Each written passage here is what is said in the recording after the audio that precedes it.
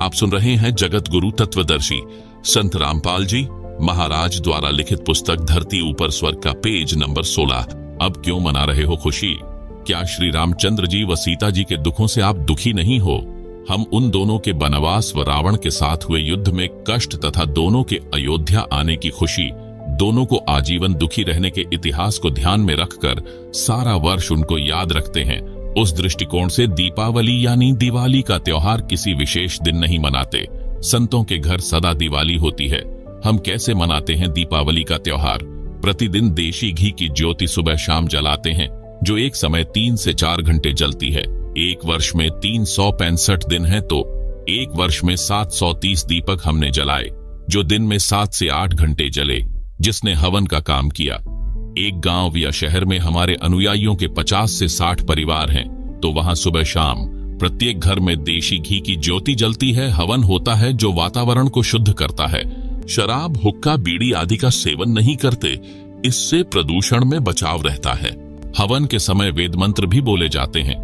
हम सूक्ष्म वेद के मंत्र यानी वाणी सुबह शाम नित्य नियम संध्या आरती के रूप में पढ़ते यानी बोलते हैं, फोन में चलाकर सुनते हैं। यदि हलवा या खीर खाने की इच्छा होती है तो किसी भी दिन बनाकर खा लेते हैं। जगत के लोग उस दिन या अन्य होली आदि के त्योहार पर बम छोड़ते हैं, पटाखे छोड़ते हैं, प्रदूषण फैलता है। कई बच्चों की आंखें खराब हो जाती हैं, कईयों के हाथ खराब हो जाते हैं, कई स्थानों पर आग लग जाती है। यह सब हम नहीं करते, सख्त हिदायत है। हम राम को दिन रात याद करते हैं। एक दिन की तो बात छोड़ो, होली दुल्हंडी के ऊपर जो उधमस उतारा जाता है, उसका उस त्योहार से क्या लेना देना है? होली का त्योहार भक्त प्रहलाद की रक्षा परमात्मा ने की। भक्त प्रहलाद के पिता हिरण्यकशिपु ने चिता की तरह लकड़ियों का ऊंचा ढेर लगवाकर प्रहलाद भक्त को जिंदा जलाने की योजना बनाई।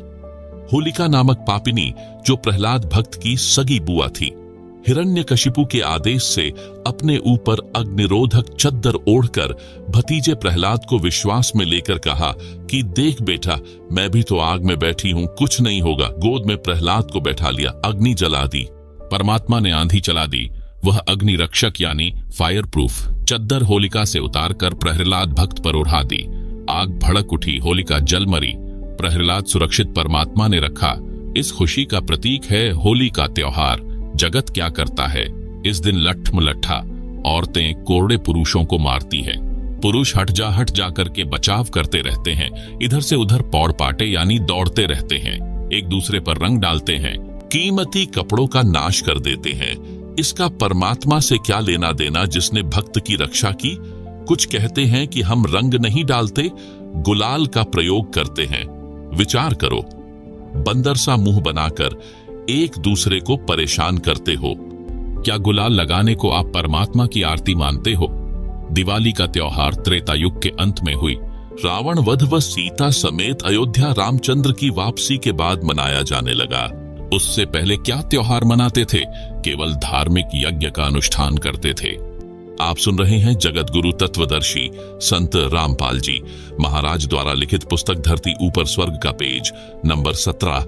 होली का त्योहार सत्य युग के अंत में प्रहलाद भक्त की रक्षा परमात्मा द्वारा नरसिंह रूप में की जाने के बाद प्रारंभ हुआ। उस समय सत्य युग लगभग 16 लाख वर्ष बीत चुका था। उससे पहले तो यह त्योहार नहीं मनाया जाता था, केवल धार्मिक यज्ञ शास्त्रों के अनुसार किए जाते थे, जैसे हम करते हैं। हमारा उद्देश्य है कि सारा जहान शास्त्रोक्त विधि से सामाजिक व धार्मिक कर्म करे, ताकि कलयुग में सत्य युग जैसा माहौल बने, सब सुखी हो जाएं। हम क्या करते हैं? हम प्रतिदिन परमात्मा का शुक्र कई बार करते हैं। एक दिन ड्रामा नहीं करते, शास्त्रों अनुसार धर्म कर्म करते हैं, धर्म यज्ञ करते हैं। अजब गजब बात। एक भक्त बना, उसने बताया कि हम चाचा ताऊ के 11 भाई बहन हैं, सब शादीशुदा हैं, हमें 11 वर्ष हो चुके हैं, कोई त्योहार नहीं मनाया है। कारण, वर्ष में एक मौत इतनी निकट हो जाती है कि त्योहार नहीं मना पाते। विचार करें पाठक, जिनके मृत्यु हो जाती है वे रोते हैं, गांव के लोग मस्ती मनाते रहते हैं। फिर उनकी बारी आती है, वे मुंह लटकाकर रोते रहते हैं, अन्य त्योहार का ड्रामा कर रहे होते हैं। हम क्या करते हैं? हम किसी की आत्मा न दुखे इसलिए व्यर्थ दिखावा नहीं करते, दिन रात राम को याद रखते हैं। हम धार्मिक अनुष्ठानों को त्योहार रूप में मनाते हैं, वहां कोई गाना बजाना नहीं, केवल सत्संग करके, पाठ करके परमात्मा का गुणगान करते हैं, धर्म यज्ञ करते हैं। उस समय हलवा, खीर, लड्डू, जलेबी आदि बनाते खाते हैं। ऐसे त्योहार मनाते हैं।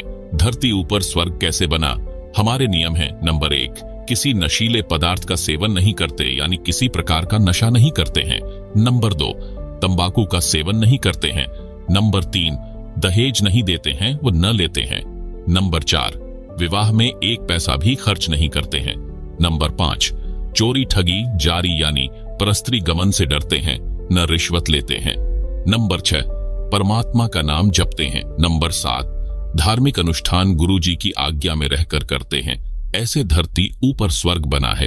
कल युग में सत्य युग बनेगा। एक बुद्धिजीवी व्यक्ति ने हमारी व्यवस्था को ठीक से समझा तो बोला, न तो तुम शराब पीते, न बीड़ी सिगरेट, न हुक्का पीते, न दहेज लेते न देते। तुम जो कमाते हो वह सारी बचत है। जो संत रामपाल जी से दीक्षा ले लेता है उसके तो यूं समझो एक लड़का नौकरी लग गया, इतनी बचत हो जाती है। मेरा एक बुआ का लड़का है, वह महीने के 60,000 रुपये सैलरी लेता है, सरकारी नौकरी है। शराब सिगरेट पीकर घर का नाश कर रखा था। मैं एक दिन सुबह सुबह उनके घर गया। वह तो नौकरी गया था, कहीं पीकर पड़ गया, आया ही नहीं घर। ऐसा कई बार करता था। उसकी पत्नी ने चूल्हा जला दिया, उस पर डेगची रख दी, चाय बनाने लगी। मैं दूसरे कक्ष में बैठा था, उठकर देखा तो वह चूल्हे के पास बैठी थी। आप सुन रहे हैं जगत गुरु तत्वदर्शी संत रामपाल जी महाराज द्वारा लिखित पुस्तक धरती ऊपर स्वर्ग का पेज नंबर 18। 1 घंटा हो गया, चाय नहीं आई। तब मेरी बुआ उस शराबी की माता जो दूसरे लड़के के साथ रहती थी आई। बोली, उठ ले, कितकी चाय पीवेगा, न चीनी न दूध न चाय पत्ती, नाश कर रखा है लड़के ने। मैं दूसरी बुआ के लड़के के घर गया, वहां चाय पी, कुछ सामान दुकान से खरीद कर उसके घर डालकर आया। उसकी पत्नी रो रही थी, मैं चला गया। 6 महीने बाद फिर जाना हो गया। मैं देखकर आश्चर्यचकित था कि इतना अच्छा मकान रिपेयर, लिपाई, सफेदी करके सुधार रखा था। घर में सब सुविधा का सामान था। मेरी बुआ जी भी वहीं थी, वह बुआ का बेटा भी वहीं था। मैंने पूछा, 6 महीने में यह घर नरक से स्वर्ग कैसे बन गया? उस भाई ने बताया कि इस गांव में संत रामपाल जी सत्संग करने आए थे। रात्रि 9 बजे का समय था। मैं ड्यूटी से आया, घर पर कोई नहीं था। मुझे पता चला सत्संग में गए हैं। मैं गया तो था अपनी पत्नी को बुलाने, जो बच्चों समेत सत्संग में गई थी। उस दिन कहीं से पीने का जुगाड़ बना नहीं। मैंने भी सत्संग सुना तो मेरी आंखें खुल गई। सारा सत्संग जैसे मेरे ऊपर था। गुरुजी को पता भी नहीं था मैं कौन हूँ। मैंने उसी दिन नाम ले लिया। सब बीड़ी शराब वाहियात का खर्च बंद कर दिया। जो कमाता हूँ सारी बचत है। न रिश्वत लेने की आवश्यकता, न कंपनी में ओवर टाइम करना। ओवर टाइम वाला पैसा भी नशे में जाता था। उसके स्थान पर अन्य भाई बहनों को रोजगार मिल गया। ऋषि जैसा जीवन बन गया। मैं बोला कि खर्च करने की जगह ही नहीं बचती, सब बकवाद छूट जाती है। मेरी बुआ के बेटे का घर नरक से स्वर्ग बना, मेरी आंखों के सामने है। प्रश्न, आप श्रृंगार करना भी बंद करते हो? आभूषण तो स्त्री की शोभा होती है। इज्जतदार व धनवान के घर की बहू बेटी की तो इसी से गरिमा बनती है। यह आपका असूल यानी नियम जचा नहीं? उत्तर, इसका लाभ कोई नहीं, हानि भयंकर है। हम शास्त्रों को आधार मानकर अपनी सब क्रिया करते हैं, जैसे पूर्व में भी बताया था। और सुनो, महाभारत में कथा है जो इस प्रकार है। राजा परीक्षित के समय उसके राज्य में बहुत सारी अप्रिय घटनाएं होने लगी। राजा ने ज्योतिषियों से कारण जाना। उन्होंने बताया कि कलयुग की शुरुआत हो चुकी है। ये कलयुग के कारण हो रहा है। राजा ने पंडितों से समाधान पूछा तो बताया, हम कलयुग को कील देने यानी बांध देने का अनुष्ठान जानते हैं। राजा परीक्षित ने सब सामग्री मंगाकर कलयुग को समाप्त करने के उद्देश्य से एक अनुष्ठान करवाया। कलयुग परेशान हो गया। राजा परीक्षित से हाथ जोड़कर अपनी जिंदगी की भीख मांगी, कहा, मुझे भी कहीं जगह दे दो। राजा परीक्षित ने उसको इस शर्त पर छोड़ा कि तू इन स्थानों पर रहना। नंबर 1, शराब सेवन करने वालों के पास। नंबर 2, स्वर्ण यानी गोल्ड में। नंबर 3, जुआ खेल में। नंबर 4, वैश्याओं के पास। एक दिन राजा परीक्षित शिकार करने के लिए वन में गया। जंगल में गहरा चला गया, रास्ता भूल गया। राजा ने सिर के ऊपर स्वर्ण का मुकुट पहना था। कलयुग मक्खी बनकर राजा के सोने के मुकुट पर बैठ गया। एक ऋषि साधना कर रहा था। राजा ने आवाज लगाई कि ऋषि जी, मैं मार्ग भूल गया हूँ, मुझे मार्ग बता। ऋषि साधना में व्यस्त था, कोई उत्तर नहीं दिया। आप सुन रहे हैं जगत गुरु तत्वदर्शी संत रामपाल जी महाराज द्वारा लिखित पुस्तक धरती ऊपर